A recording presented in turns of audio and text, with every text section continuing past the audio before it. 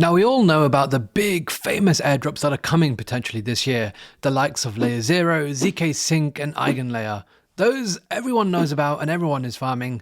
But what about the underrated airdrops, the ones that people aren't really talking about and the ones that people aren't farming, but the ones that will have high valuations and potentially big airdrops?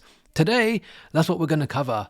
12 different protocols and applications that I think are severely underfarmed and definitely underrated when it comes to future airdrops. So without further ado, let's jump straight into it. Now, what we're going to do is we're going to talk about these 12 different protocols, how they work, what you need to do, and I'm going to show you the application as well. Now, we won't spend too much time on each application. If you guys are interested, I can do future videos covering each of them individually, but for today's purpose, we're just going to whiz through the 12 of them. I'll leave a link to them in the description below as well. So let's jump onto the screen. Considering I've got a Solana hoodie on today, I think we're going to talk about the Solana applications, and there's two that we're going to cover today. The first one is Tensor. Now, Tensor is smashing it, and one of the reasons why is its volume is incredible. It's actually matching that of Blur, at times even overtaking it, and Blur is like the leading NFT marketplace on Ethereum. So Solana is doing really well. Tensor is doing even better at the moment, and one of the reasons why might be because people are anticipating, potential airdrop here. One of the reasons I should say why I think Tensor is going to be a massive one is because I'm comparing it to the valuation of Blur, which is like almost $1 billion, and therefore I think Tensor has potential to be pretty big. And currently you can get points, and we know that points mean prizes, and one of the ways that you can get points, well, there's a few ways. Number one, you could buy one of these Tensorian NFTs. They do cost a fair amount, to be fair, so around 80 Sol, which is around $8,000 as of recording, so that might be a little bit expensive for some of you guys. However, that's not the only way. The other way that you can actually participate is by trading. And one of the ways is by fund locks. I'll talk about this in another video if you guys are interested. The other way is to list NFTs, so listing NFTs that are kind of active collections, very close to the floor price. That helps you. And the other way is to bid on NFTs as well. You can only bid on the top 100 collections only, and like bidding more actively on like blue chip collections, as well as bidding closer to the floor, is really important. All of these will give you some points, and you'll be able to see, like right now in this wallet, I'm unranked, but hopefully over time you can get yourself into the top few thousand wallets. And I'd like to think that that will be pretty good when it comes to a future airdrop. There is a referral system as well. I guess I can try and leave one in the description below. It will benefit me a little bit, but no worries if you don't want to do that. I think, this is definitely one that I think will be worth a lot. Everyone seems to be talking about Jupiter on Solana, which of course is going to be a lovely airdrop as well. Probably by the time you're watching it, it is already out. But I think this one is probably quite a bit underfarmed when you compare it to that. And I think valuation will be pretty high. So that's Tensor. If you have any questions about either of these protocols, applications, or chains that we're going to talk about, just leave a comment in the description below. I'll answer you regarding any queries as well. So yeah, basically bid, list, and basically provide liquidity, I guess, for these different collections, and you'll get points, and we know that points mean prizes. But yeah, make sure you only use the active collections, like the ones that are trending, or like the top 100 by volume as well. Okay, let's move on to Parcl. And Parcl is this application on Solana that lets you trade real estate derivatives. So you can basically trade these instruments that track the price of 1 square foot, I believe, in all of these big cities, including many cities in America, also London as well. And you can basically trade them up or trade them down, depending on whichever way you think the price is going to go. You can get points for trading. You can also get points for being a liquidity provider. That's pretty much all there is to it. Basically, trade, provide liquidity, get points. This could be, a $50 million or $100 million FTV when it launches, just because, it's pretty interesting. They're adding like further cities. So you're going to see Hong Kong, Jakarta. That's really cool. The application is really nice. It's got a lovely UI UX. It's fairly easy to use, and pretty decent open interest as well. This is total open interest. Pretty good TVL as well. I think a lot of people are potentially looking at this, but I do think it's still underfarmed, and that's why I've put it in this underrated category for now. Especially when I compare like other applications on Solana, Margin-Fi, Camino, those are definitely overfarmed a little bit. Parcl probably underfarmed a little bit, and I think it's fairly easy to get yourself into the top few thousand wallets as well. What you could do is you can go long on one wallet, And on a second wallet, you could go short, and that way you're delta neutral. And that could be a nice way to just use up some stable coins if you're not doing anything, but also get some points along the way. So yeah, just another one there to show you. This is Parcl. All right, moving away from Solana, the rest of them are going to be non-Sol chains or non-Sol protocols.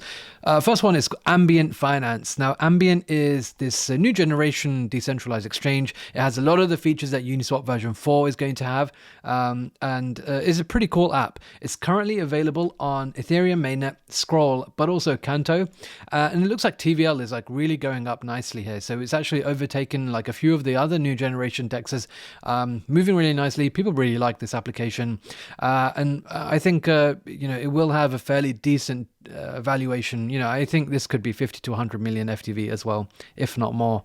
And so I think given the fact that there's not that many users here, you're talking like, a couple of few thousand only.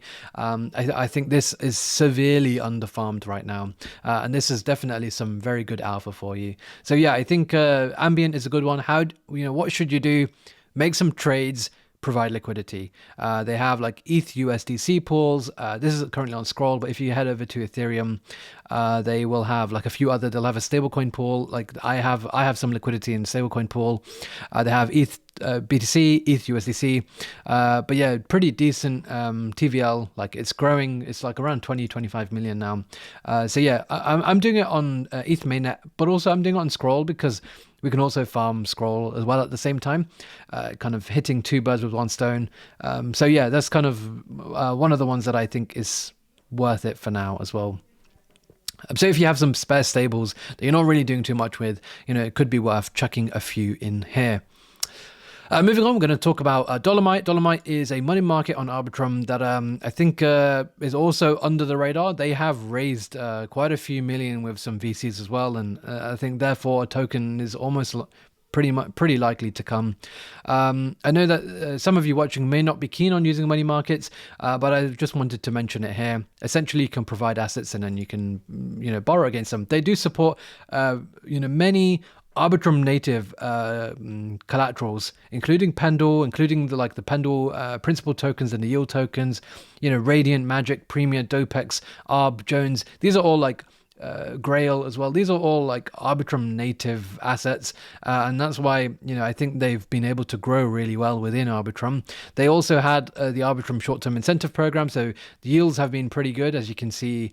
Maybe I can show you here. Look, you can see like 16% for DAI, like double digit yields across the board, really. So yeah, they do have this option OARB as an incentive. I won't go into that today. But the idea is either you provide your assets here, you borrow against them, or you use their trading feature as well. So they do have margin trading, so you can trade here if you wanted to.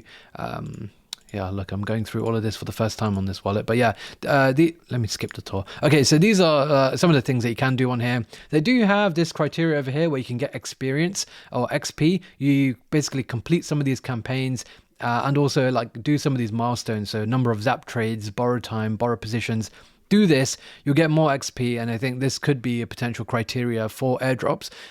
So yeah, keep that in mind. But yeah, another one that I think on Arbitrum, so probably has it. I shouldn't say probably. It does have a lot of attention, but I still think it's pretty underfarmed at the moment. I don't see too many people talking about Dolomite in terms of airdrops. All right, next we're going to talk about a few different perps protocols. So one of my favorites is Hyperliquid. They are basically like the place to be for long tail assets. So you can find lots of different assets on here. You can trade them however you wish. It's pretty simple here. You either trade or you provide liquidity and you get points for them. They're like the points are already out. There's a few months left on this. Hyperliquid is going to be worth a lot. It is like the number one or number two in terms of daily volume of all like trading platforms on chain at the moment. So they're absolutely killing it. They've got a great UI UX. Their shipping features left, right, and center. It is just a great perpetual exchange. So yeah, I mean, there's not really too much for me to tell you. just basically open positions as you wish, or like provide liquidity in the vaults. So one of the vaults that they have is, I believe it's called HLP. It's almost 60 million in TVL right now, which is pretty insane. But I think, that's probably one for you to deposit into to get some extra points as well if you wanted to do that. I'll leave a link in the description below to my referral code, which will help me out a little bit too.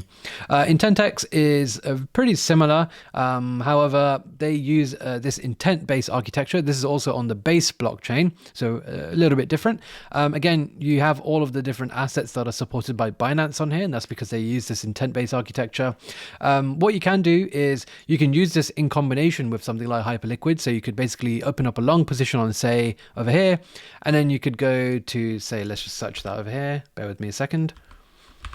You could then open up an equal short position on IntentX, and you could basically just farm the points, which is a nice way of doing it. I think both of these should have fairly decent valuations because they are pretty cool tech-wise. But yeah, IntentX, another one. This one's on the base chain, so you will have to bring some USDC there. But also, yeah, another one that's pretty interesting to me, and I think will be good, especially when the points end up becoming a token. Now, we're going to leave it there for part 1. We've talked about 6 different protocols. Drop a comment down below if you have any questions about the ones that we have talked about.